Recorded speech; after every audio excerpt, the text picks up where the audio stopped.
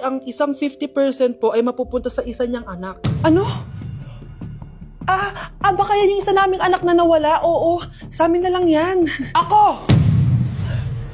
Ako ang isa pang anak ni Ramon. Oh, akala ko ba nawawala yung isang anak ni Ramon? Attorney naman, huwag ka maniwala dyan. May sakit kasi sa utak yan. Wala akong sakit, attorney. Maniwala ka, please. Kailangan ko pa ng sapat na ebidensya para maniwala ako sa'yo. Sige na, babalik na lang ako. Ito na ba yung bagong bahay ng anak ko? Ikaw, babae ka? Sinubukan mo pang agawin sa amin ang kayamanan ng tatay mo? Ang sama nyo, tita! Gusto nyo kunin lahat! Well, hindi naman maniniwala sa'yo si attorney dahil wala kang ebidensya. Tao po, attorney po ito. Nandiyan si attorney. Halika dito! Ayan, ikukulong muna kita dito sa bodega hanggat hindi ko pa nakukuha mga kayamanan. Yes, attorney! Hawak ko na ang 100% ng kayamanan ni Ramon. Nandito na ang titulo, papeles at cheque ng mga kayamanan niya. Ay! Salamat, attorney, ha? Scarlett, hindi ko na alam kung ano nangyayari sa nanay ko. Pero huwag ka mag-alala. Ako bahala sa'yo. Kailangan na matigil tong pinagagawa ni nanay. Tao po. Sino ka? Ako po yung nanay ni Scarlett, yung anak din ni Ramon. Totoo ba to?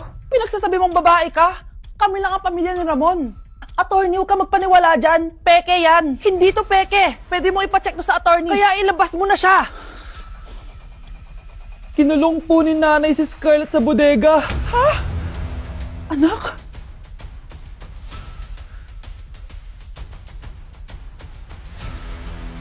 Kinulong po ni nanay si Scarlett sa bodega. Ha? Anak? Anak? Walang iya talaga yung tita mo. Anak, sorry kung ngayon na ako nagpakita.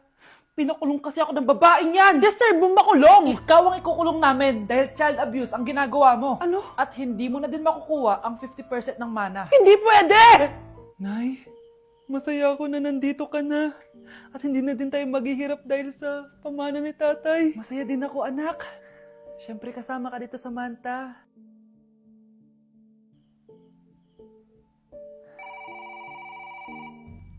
Ano ba? Bakit tawag ka ng tawag, ha? Oo, wala silang kaalam-alam. Sige na, baka mahuli pa tayo. Sa wakas, sa atin na ang mana. Maghahati tayo dito. Palayasin mo na yung mga batang yun, ha? Ako bahala. Ang galing talaga natin magpanggap date. Mga anak, aalis na tayo dito sa bahay. Lilipat tayo sa mas malaking bahay. O eto, mga gamit nyo, inimpake ko na. Talaga, Nay? Scarlett, huwag kang maniwala dyan.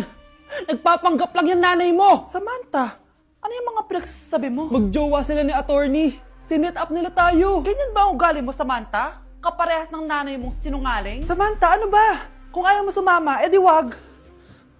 Sige, kung totoong anak mo talaga si Scarlett, saan at kailan mo siya ipinanganak? Ang dali naman yan. Eh di sa Manila. Pinanganak ako sa ibang bansa. Hindi ikaw ang nanay ko. Ay, oo nga pala, sa ibang bansa pala. Sorry, nakalimutan ko. Ang dami namang drama. Total, nasa amin na ang mana. Umalis na kayong dalawa. Kung ayaw niyong pati kayo, ipakulong ko. Kung meron mang makukulong, kayong dalawa yon. Salamat sa pagtawag, Samantha. Inaaresto kita, attorney, sa kasong panloloko. Palpak ka talaga! Naisahan niyo ako ngayon, ha? Hindi pa ako tapos sa inyo. Talagang sinira mo yung sarili mo, attorney, para sa pera. At ang dami mo na palang naloko. Samantha, huwag na tayo maghiwalay, please. Oo, Scarlett. Dito lang ako palagi sa tabi mo. Kayong dalawa, mag-ingat kayo palagi, ha? Gamitin nyo na maayos sa pamana ng tatay nyo.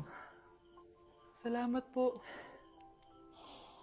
Nakikiramay po ako sa pagkawala ng asawa nyo. Masakit para sa amin ang pagkawala niya. Kailan pala namin makukuha yung mga ipapamana niya sa amin? Ipaprocess pa po namin yun, ma'am. I-update na lang po namin kayo. Sige po, attorney. Sakit ng pagkawala niya. Nay, tignan mo, may medal ako. Oh, ano namang paki ko dyan? Di ka ba proud sa akin? Hindi. At wala akong paki sa'yo. Iniwan ka na ng tatay mo, di ba? Kaya pwede ka na umalis dito. Bakit ka ba ganyan sa akin, Nay? Huwag mo nga akong matawag-tawag na nanay dyan. Kadiri! Hindi kita anak. Ang nanay mo, wala na. Malandi kasi. Nay, gutom na ako. Ay, gutom na baby ko. Wait lang, mag-order ako ng steak for you, ha? Yay! Steak, my favorite! Ampun lang pala ako. Nasaan na yung totoo ko, nanay?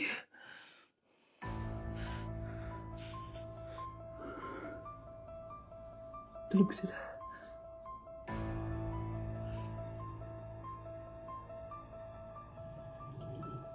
Nasaan na yun? Ito ba si nanay? Sino ba ito tumatawag na to? Muntik na yun.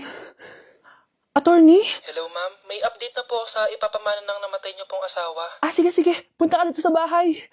Sa wakas, ito na yung araw na pinakahihintay ko. Hoy, ikaw! Pag dumating dito si attorney, magtago ka. Hindi niya pwede malaman na may isa pang anak ang asawa ko. Ah, sige po. Ma'am, nakuha na po namin yung last will and testament ng asawa niyo. Ang nakasulat po dito ay, ang 50% ng kayamanan niya ay mapupunta po sa inyo. Ha?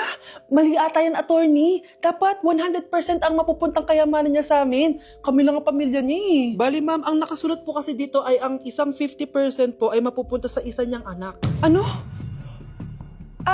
Baka yan yung isa naming anak na nawala. Oo, sa amin na lang yan. Ako! Ako ang isa pang anak ni Ramon. Anak! Umagang-umaga, cellphone agad hawak mo? Tignan mo ito napanood ko. Huwag mag-cellphone agad pagkagising mo sa umaga kasi pinapataas mo lang ang stress levels mo.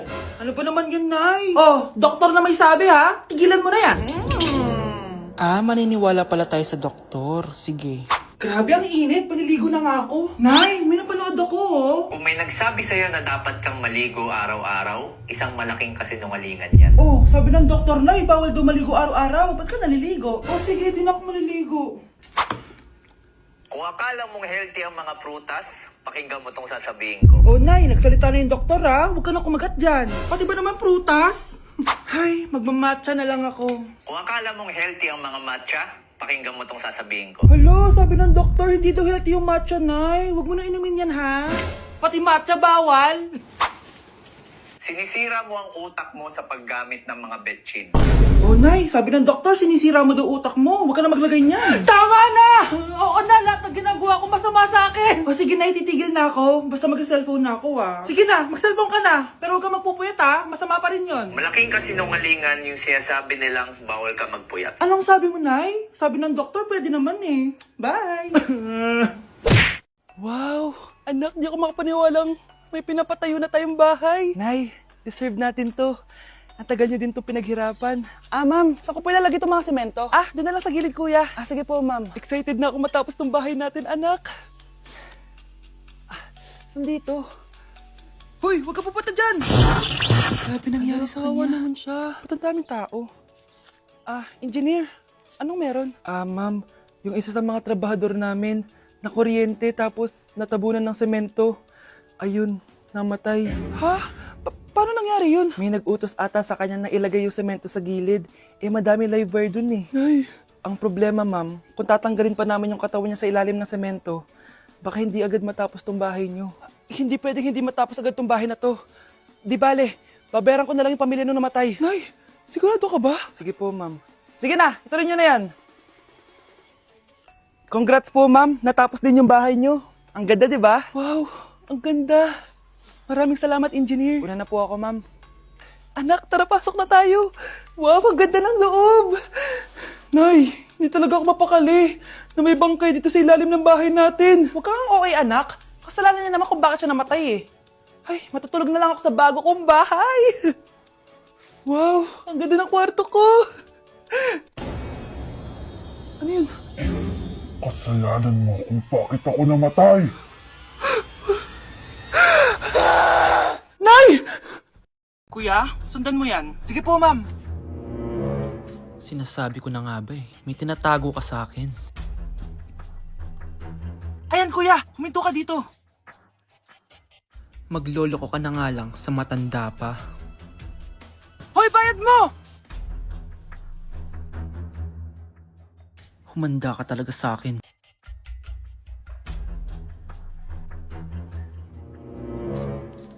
Ang sweet niyo naman. May paregalo ka pa, ha?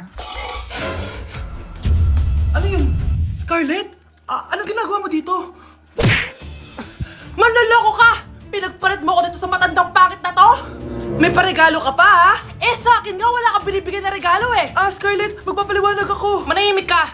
At ikaw naman, matandang pangit, sayong-sayo na tong boyfriend ko! Magsama kayong dalawa! Aba, walang respeto tong girlfriend mo Ano pinagsasabi mo, Scarlett? Nanay ko to. Excuse mo lang yan! Eh, mukha nga nagtatago ka kanina, eh. Nagtatago ako kasi isusurprise namin yung tatay ko. Ganitong babae ba yung gusto mo, anak? Yung walang modo? Nay, pagpasensyahan niyo na siya. Tita, sorry po. Anong sorry? Matandang pangit ako, di ba? Lumayas ka dito, babae ka! Sorry na, tita.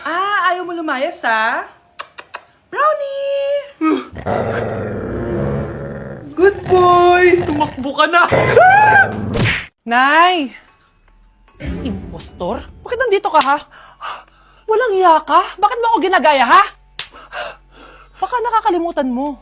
Nanay mo ang sumira ng mukha ko. Ha? Wow! Hoy, Sofia! Tandaan mo! Katulong ka dito, di ba? Huwag kang paupa-upo lang dyan. Ma'am, kakatapos ko lang po maglinis. Nagpapahinga lang po ako. Talaga sumasagot ka pa sa amo mo, ha? Nay, ang dumi pa dito, oh. Hindi niya ginagawa na maayos yung trabaho niya. Walang iya ka? Madumi pa pala dito? At nakuha mo pang magpahinga dyan? Paano nangyari yun? Ma'am, nilinis ko na po yan. Maniwala po kayo. O, eto. Yung mukha ko! Ang sakit! Ayan, pati mukha mo, dudumi na. Umalis ka na dito!